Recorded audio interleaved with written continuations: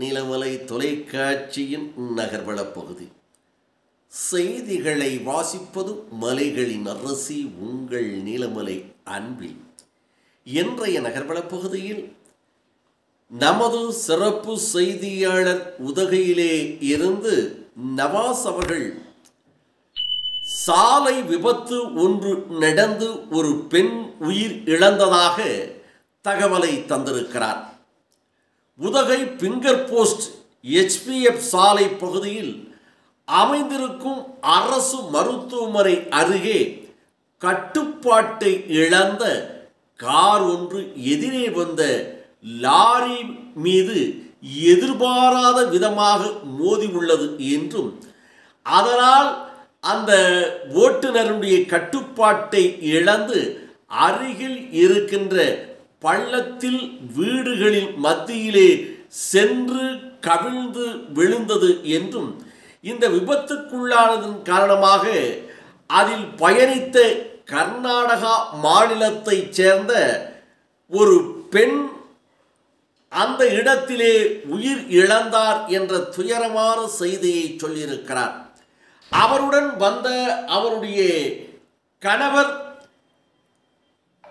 காயங்கள் ஏற்பட்டு மருத்துவமனையிலே சேர்க்கப்பட்டு 10க்கு மேற்பட்ட தையல் இடப்பட்டிருக்கிறது என்ற முதல் கட்ட தகவல் கிடைத்திருக்கிறது. ஆக நீலகிரி மாவட்டத்திலே வாகனத்தை ஓட்டுகின்ற போது நிதானத்தை கடைபிடிக்க வேண்டும். தற்சமயம் மலைகளும் பொழிந்து கொண்டிருப்பதால் சாலையிலே பயணம் செய்வது ஆபத்தை விளைவிக்க கூடும் என்ற கவனத்தில் வாகன ஓட்டிகள் வாகனத்தை ஓட்டப்பட வேண்டும் என்று ஏற்கனவே வாகன போக்குவரத்து காவலர்கள் அறிவித்திருக்கிறார்கள். கர்நாடகா மாநிலம், கேரளா மாநிலம் போன்ற பகுதிகளிலே இருந்து வருகின்ற சுற்றுலா பயணிகள் நிதானத்தை கடைபிடிக்காத காரணத்தாலேயே இதுபோன்ற விபத்துகள் ஏற்படுகிறது என்று நமது செய்தியாளர் நவாஸ் அவர்கள் உதகை பகுதியிலே இருந்து இதனை தெரிவித்திருக்கிறார்.